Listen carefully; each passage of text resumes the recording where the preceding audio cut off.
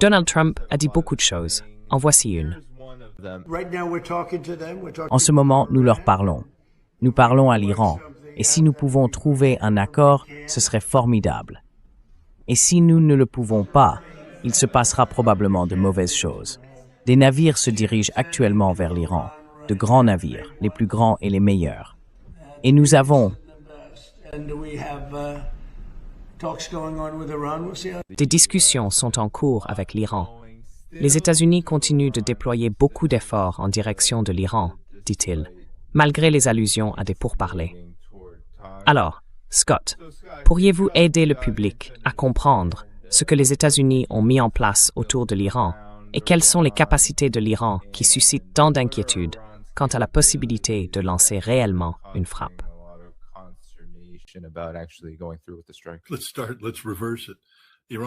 Commençons. Prenons le problème à l'envers. L'Iran peut détruire toutes les bases militaires américaines de la région. Et c'est pour cela qu'il y a de la consternation.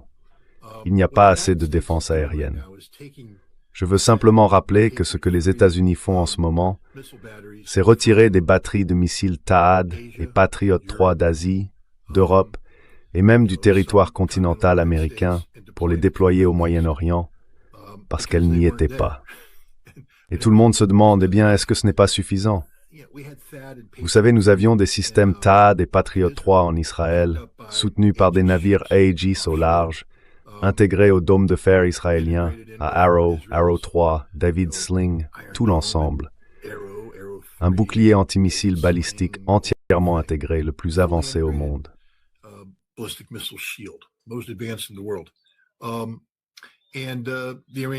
Et les Iraniens s'en sont sortis. Donc ce que nous faisons en ce moment, c'est essayer d'envoyer des capacités de défense aérienne dans la région pour protéger nos bases exposées qui se sont déjà révélées insuffisantes pour la tâche. Nous n'avons pas assez de navires équipés de systèmes Aegis SM-3 ou SM-6. Nous n'avons pas assez de batteries THAAD. Nous n'avons pas assez de batteries Patriot. Et même si nous en avions, elles ne seraient pas assez performantes pour arrêter les missiles iraniens les plus avancés. Voilà la réalité. Donc l'essentiel ici, pour la défense, c'est la défense.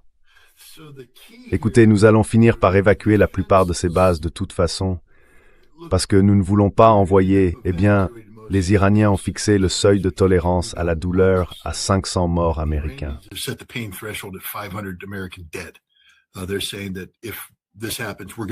Ils disent que si cela se produit, ils vont tuer au moins 500 Américains, car ils ont calculé que c'est le seuil de douleur que le président ne pourrait pas supporter politiquement. Mais ils doivent faire attention. Je veux simplement le souligner. Il y a quelques années, un ancien membre américain de l'OTAN, je crois qu'il s'appelait Stennis ou quelque chose comme ça, a écrit un livre sur une guerre potentielle avec la Chine. Et cet homme sait de quoi il parle. Il connaît les plans de guerre. Le scénario était qu'un groupe aéronaval américain se rendait en mer de Chine méridionale et que les Chinois coulaient les porte-avions. Et qu'a fait alors les États-Unis?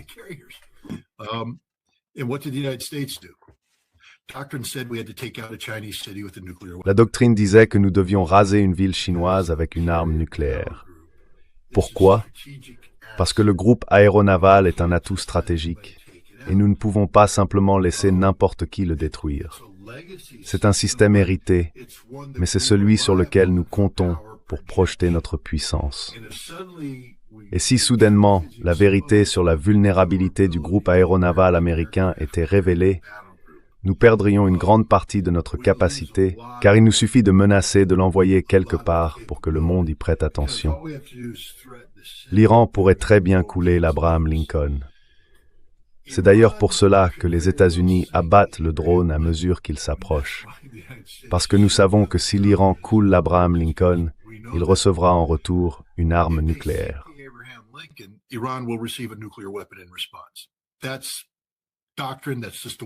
C'est la doctrine. C'est simplement comme ça. On ne coule pas un porte-avions américain et on s'en sort comme si de rien n'était. Les gens disent « Scott, tu sais pas de quoi tu parles. » Si, je sais. Je sais vraiment de quoi je parle. Et les autres qui font ce métier aussi. On ne coule pas un porte-avions américain. C'est une ligne qu'il ne faut pas franchir. Donc l'Iran doit faire attention aux pertes, vous voyez, parce que si vous coulez un porte-avions, les choses deviennent vraiment sérieuses. Je ne pense pas que les États-Unis vont devancer l'Iran avec des armes nucléaires. Même s'ils parlent de nous envoyons le plus gros, je ne sais pas ce que ça veut dire.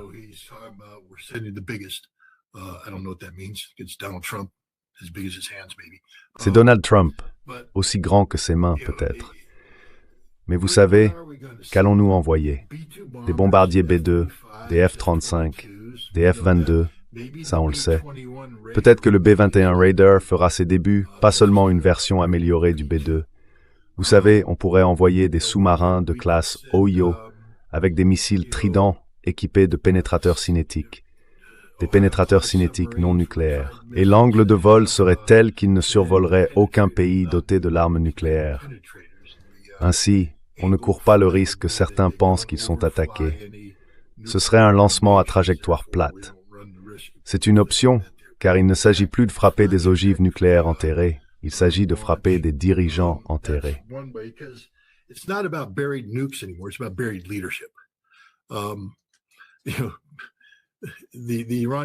Vous savez, les Iraniens se sont réfugiés sous terre depuis longtemps. À Mashhad, il y a une ville souterraine où ils abritent la direction et il y a d'autres sites également. Elle est conçue pour résister même à une attaque nucléaire de faible intensité. Nous pourrions donc utiliser ces armes cinétiques pour détruire les sites souterrains. Des B-2 avec beaucoup de missiles de croisière, Vous savez, les gens doivent aussi se réveiller. Combien de missiles de croisière avons-nous tirés sur l'installation syrienne de recherche sur les armes chimiques, alors qu'en réalité ce n'était pas une installation de recherche sur les armes chimiques? Je crois que le nombre tournait autour de 60.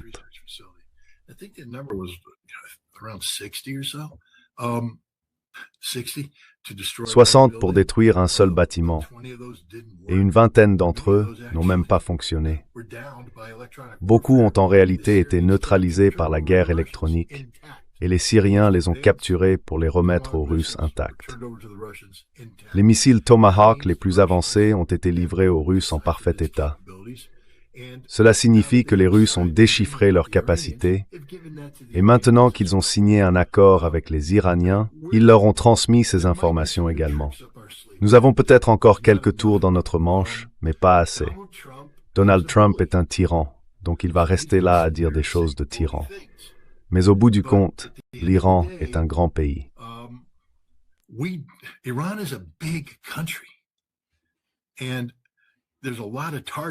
Et il y a beaucoup de cibles, et nous n'avons pas assez d'armes pour les frapper. Ils ont dispersé leurs missiles, dispersé leur direction. Encore une fois, leurs missiles balistiques sont leur coup décisif. Les Iraniens ont déclaré qu'ils frapperaient le point le plus éloigné d'où les avions américains attaquant l'Iran sont basés. Donc en ce moment, ça signifie qu'ils vont frapper des bases européennes avec des missiles que l'Europe ne peut pas intercepter. C'est un fait. Vous savez, personne n'est prêt à ça. Personne n'est prêt à ce qui va se passer. Vous savez, par le passé, nous avons bombardé l'Iran et nous nous en sommes sortis.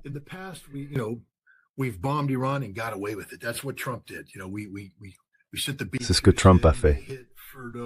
Vous savez, nous avons envoyé les B-2, ils ont frappé Fordo et d'autres sites, les Tanz, vous voyez. Et l'Iran a envoyé, une demi-douzaine de missiles vers une base déjà évacuée. Beaucoup de ces missiles étaient anciens et ont été abattus. Je pense qu'un ou deux des nouveaux ont réussi à passer et ont détruit un radar valant des centaines de millions de dollars, juste pour faire passer un message. Nous pouvons le faire, et vous ne pouvez rien faire pour nous en empêcher. Et c'est ce message qui a fini par s'imposer. Voilà. Je ne pense pas que nous ayons de super armes secrètes.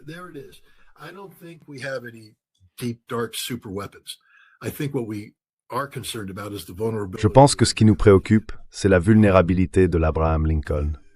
Ce n'est pas le Hood. Les Iraniens ont des missiles conçus pour détruire un porte-avions. Mon conseil aux Iraniens est le suivant. Ne le faites pas. Ne le faites pas. Mais si vous le faites, préparez-vous au pire. Les États-Unis sont dans une situation où s'ils le détruisent, oui, peut-être que nous rayerons l'Iran de la carte. Mais ce qui se passe maintenant, c'est que les Iraniens auront prouvé un point que beaucoup de gens soulèvent depuis un certain temps. Le porte-avions est un système d'armes obsolète, une cible facile pour toute nation disposant de réelles capacités, comme la Chine ou la Russie. Donc, voilà, j'espère avoir répondu à votre question.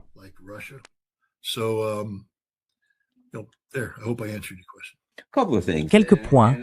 Je pense que ce qu'il a dit est très important à prendre en compte et à examiner un peu plus en profondeur. Premièrement, qu'a dit la Chine? Ils ont déclaré, et j'ai vu, je ne me souviens plus lequel de leurs responsables c'était, peut-être le ministre des Affaires étrangères. En tout cas, il a dit, si quelqu'un nous déclare la guerre ou nous attaque, il aura la guerre. Si quelqu'un utilise une arme nucléaire contre nous, nous ferons en sorte qu'il ne survive pas. Donc, si vous dites, d'accord, ils ont coulé un porte-avions, je vais lancer quelques bombes nucléaires sur l'une de leurs villes. À ce moment-là, ce que vous dites essentiellement, c'est ceci. La doctrine des États-Unis, c'est que si l'un de nos porte-avions est détruit, c'en est fini du monde.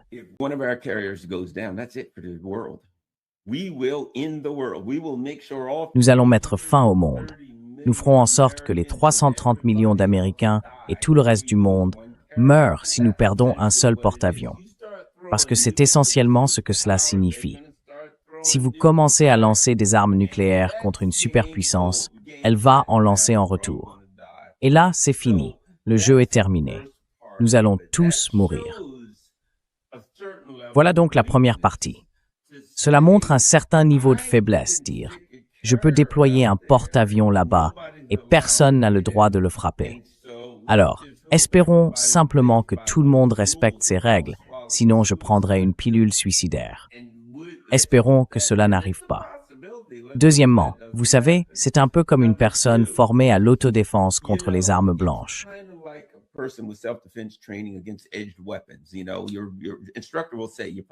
Tu sais, ton instructeur dira, tu vas probablement te faire taillader et tu pourrais mourir, mais sors comme un soldat, n'est-ce pas? C'est ce que beaucoup d'entre eux disent. Comme les armes blanches sont très dangereuses, ils t'expliqueront tout ce que tu peux faire. Mais si quelqu'un sait ce qu'il fait, tu vas probablement te faire taillader et tu pourrais mourir. Malgré tout, assure-toi d'essayer de l'emporter avec toi. En d'autres termes, bats-toi de toutes tes forces. Ne te bats que si tu es acculé. Voici mon point. Si nous disons d'accord, voilà ce que nous allons faire, et que l'Iran dit, nous allons tout lancer contre vous. Si vous nous lancez, ne serait-ce qu'une pierre, nous vous enverrons tout ce que nous avons. Alors que se passe-t-il?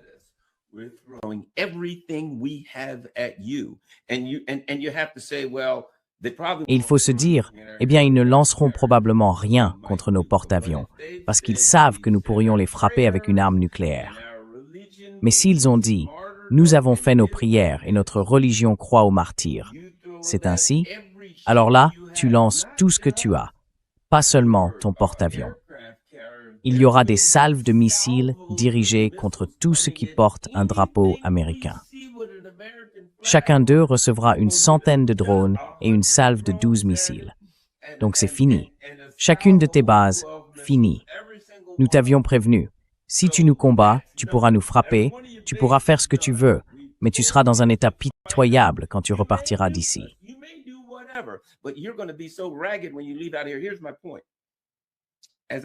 Voici mon point. Comme je l'ai dit plus tôt, cela mettra fin à l'Empire. Je ne veux pas dire qu'il pourrait faire exploser nos villes. Je veux dire que si les États-Unis prennent ce genre de décision, s'ils acceptent ce genre de souffrance, bon sang, que dites-vous alors au peuple américain? Au fait, peuple américain, il y a des retombées nucléaires sur le Moyen-Orient, donc plus personne ne peut accéder à ce pétrole.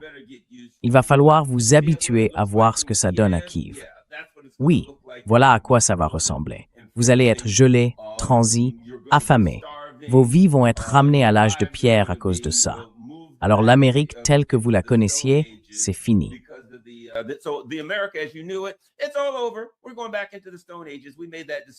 Nous retournons à l'âge de pierre. Nous avons pris cette décision parce que nous avons attaqué l'Iran en premier et ils avaient parfaitement le droit de riposter. Et oui, nous les avons vaincus d'une manière suicidaire.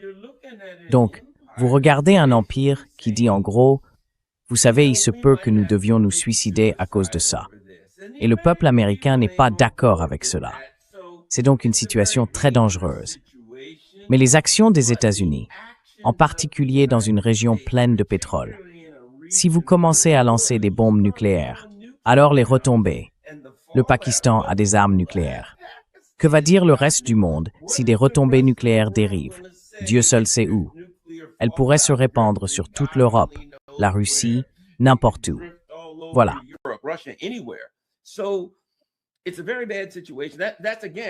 C'est une très mauvaise situation. C'est, encore une fois, pourquoi je suis d'accord avec la première évaluation de Scott.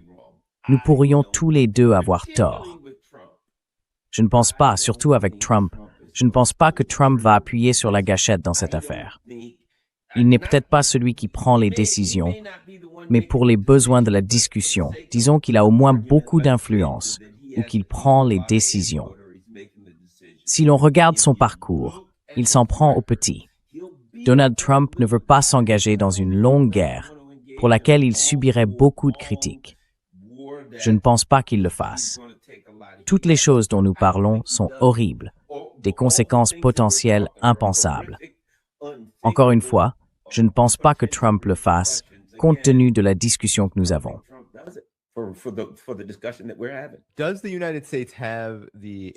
Les États-Unis disposent-ils des défenses aériennes nécessaires pour soutenir Israël, l'Arabie saoudite, les Émirats arabes unis, Bahreïn? Je veux dire, il y a une longue liste de pays qui sont presque à genoux en disant « Nous avons besoin de cela avant que vous puissiez faire quoi que ce soit contre l'Iran. » En ont-ils assez? Les États-Unis en ont-ils suffisamment? Y a-t-il des problèmes qui pourraient découler de cet effort pour soutenir ses alliés ou vassaux, ou quel que soit le terme qu'on veuille employer?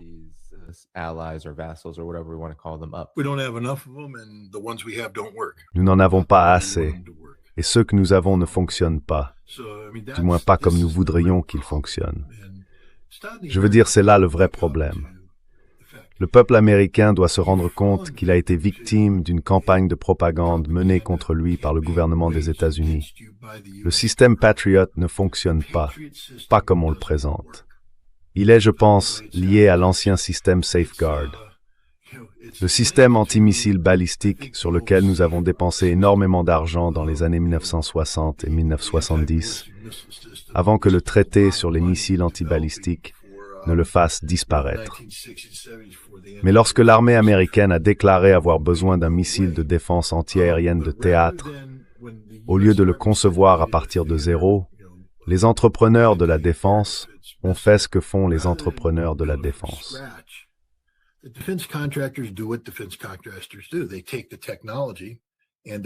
Ils prennent la technologie, la transfèrent et l'adaptent afin d'économiser sur les coûts de recherche, de facturer le maximum et de réaliser des profits maximum. Le Patriot est tout simplement un système médiocre. Il est fondamentalement défaillant dans sa manière d'aborder le problème, car il repose sur des technologies héritées des années 1960 et 1970 qu'on essaye d'adapter. Nous bricolons dessus depuis mise à jour après mise à jour après mise à jour. Il ne fonctionne toujours pas comme il le devrait. Les Russes, eux, ont résolu ce problème. Il suffit de demander aux Ukrainiens. Ils n'abattent pas les missiles russes. Et les Russes ont partagé leur solution avec les Iraniens. Les Iraniens ont suivi.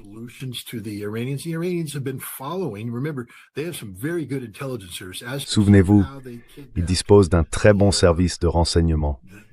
Demandez-vous comment ils ont enlevé la bête de Kandahar, le RQ, peu importe lequel. Vous savez, le grand drone furtif qui ressemble à un B-2. Les Iraniens l'ont détourné. Il a décollé et les Iraniens ont intercepté le signal, en ont pris le contrôle, l'ont fait venir et l'ont fait atterrir.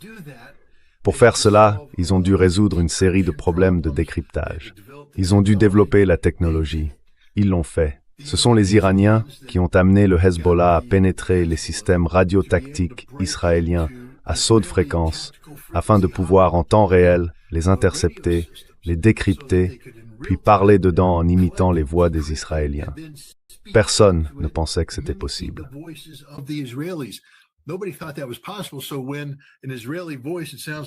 Ainsi, lorsqu'une voix israélienne qui ressemble à celle du capitaine Untel donne le mot de code pour lancer l'attaque, les commandos israéliens déclenchent l'assaut et tombent directement dans une embuscade. Demandez-leur d'en parler. La guerre de 2006. Les Iraniens sont vraiment doués. Ils se classent toujours parmi les meilleurs aux Olympiades internationales de mathématiques. Ce sont des gens qui ont résolu une multitude de problèmes. Et, vous savez, ils ont compris comment déjouer la défense aérienne américaine. Ils ont recueilli beaucoup de renseignements. Encore une fois, ils ne sont pas stupides. Ils ont testé le système. À la fin, ils jouaient avec. Au début, lorsqu'ils lançaient leurs attaques, c'était une réaction, parce qu'ils avaient été durement frappés, alors ils ripostaient simplement. Une fois qu'ils ont repris pied, remarquez comment la guerre des missiles a changé.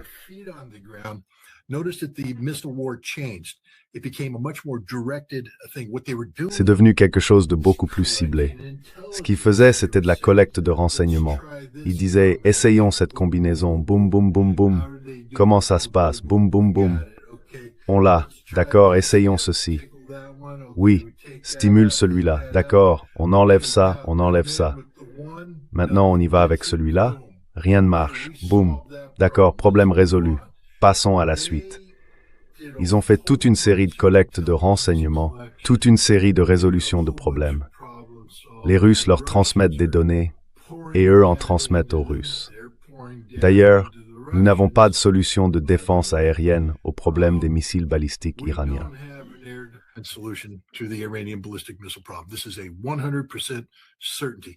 C'est absolument certain, et Israël n'en a pas non plus. Les Iraniens ont développé de nouvelles technologies. Ils ont exploité toutes les données de renseignement qu'ils ont recueillies, et ils savent quoi en faire. Les Israéliens et les Américains ont également collecté des renseignements. Vous savez, il y a des débris de missiles partout en Israël. Je le sais avec certitude, car j'ai travaillé avec les Israéliens qui ont récupéré des débris de missiles pendant la guerre du Golfe, et je sais ce qu'ils en font. Je sais comment ils les exploitent. Ils sont très efficaces, et on peut apprendre beaucoup de choses à partir de débris de missiles. Je suis donc sûr qu'ils ont fait la même chose.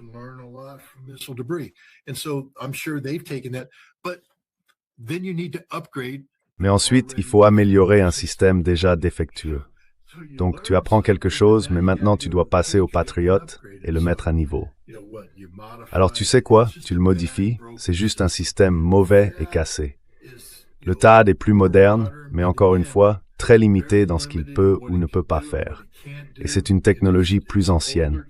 Souviens-toi, nous n'avons aucune technologie de pointe sur le terrain. Les Israéliens déploient une sorte de dispositif laser qui ne tiendra pas. Fais-moi confiance. Et encore une fois, il n'y a tout simplement rien qui puisse défendre les bases américaines contre une attaque concertée et dirigée de missiles balistiques iraniens.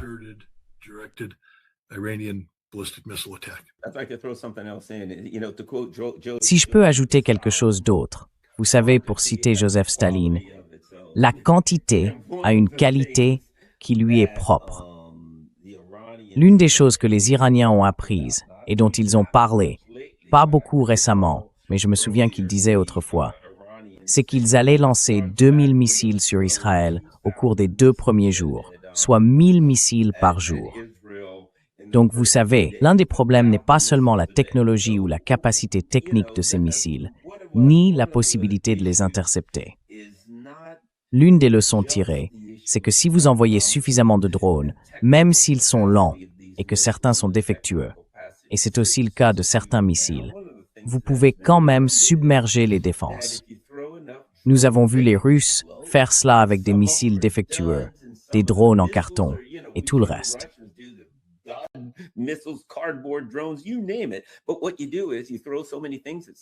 Ce que vous faites, c'est lancer tellement de choses contre quelqu'un que vous submergez son système. Et vous savez ce que pensent les Iraniens? Eh bien, si vous êtes tombé à court en 12 jours la dernière fois, si nous vous lançons ce nombre de missiles et de drones dans les 3 premiers jours, vous allez avoir des problèmes. C'est donc clairement la stratégie iranienne. Je veux dire, il n'est pas nécessaire d'être un stratège militaire pour comprendre cela. Si ça commence, ils savent que nous lancerons tout ce que nous avons, vieux missiles, tout ce qu'on peut, dans les 4 ou 5 premiers jours. Nous épuiserons vos réserves de missiles de défense aérienne, car ces missiles fonctionnent généralement avec un ratio d'au moins 2 pour 1 pour chaque missile tiré. Et vous avez des missiles qui arrivent. Souvenez-vous de ces images, le ciel illuminé par les drones.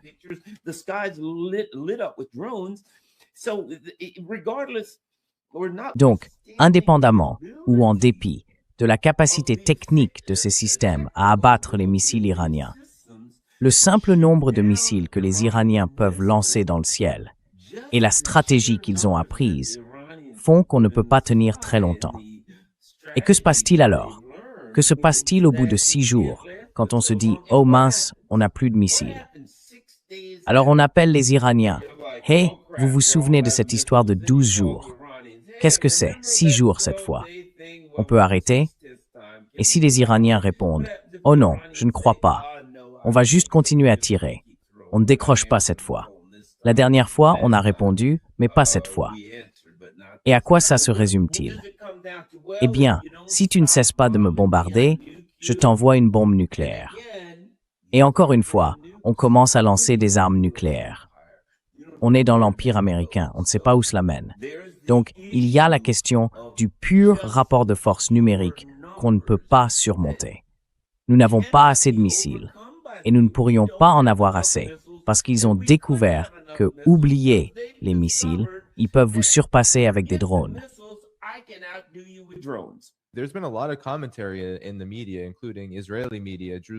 Il y a eu beaucoup de commentaires dans les médias, y compris dans les médias israéliens. Le Jerusalem Post a écrit que les SM de drones iraniens, des drones bon marché, représentent une menace pour les navires américains, y compris, vous savez, l'USS Abraham Lincoln. Et je me demande, vous avez mentionné les dangers de couler un navire qui pourrait être nucléaire, car les États-Unis ne peuvent pas encaisser un tel coup. Mais pensez-vous que l'Iran le ferait? Parce qu'ils ont beaucoup de drones. Je ne connais pas le nombre exact, bien sûr. Et les chiffres concernant les stocks et les armes ne sont souvent pas rendus publics. Je suis curieux de savoir si cela pourrait être l'un des moyens par lesquels l'Iran répondrait à l'armada proclamée par l'administration Trump, en envoyant des centaines de drones contre eux. Qu'en pensez-vous?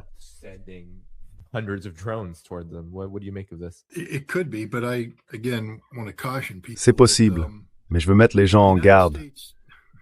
Vous savez, les États-Unis, je sais qu'il y a beaucoup de gens qui détestent les États-Unis. Beaucoup de personnes dans votre discussion détestent l'Amérique, je le vois.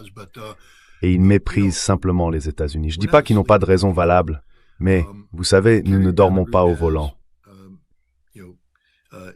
Le groupe aéronaval dispose, vous savez, de EA-6, je crois qu'ils les appellent Prowlers ou Growlers, les avions de guerre électroniques qu'ils ont développés. Ils travaillent sur la manière de neutraliser les systèmes électroniques qui approchent. Et si vous avez un drone volant lentement et un essaim d'entre eux, nous serons là dehors à griller leurs circuits avant même qu'ils n'arrivent, les faire tomber du ciel, brûler leur électronique, les rendre inopérants.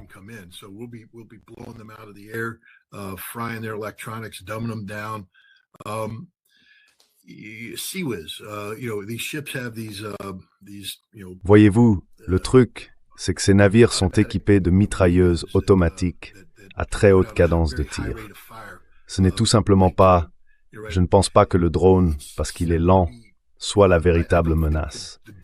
L'attaque massive de missiles de croisière, quand on prend en compte la vitesse, c'est ça le vrai problème.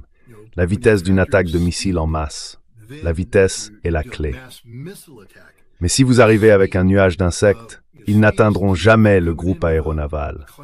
Le groupe aéronaval les aura verrouillés et détruits avant qu'ils n'approchent. Il y a trop de distance à parcourir.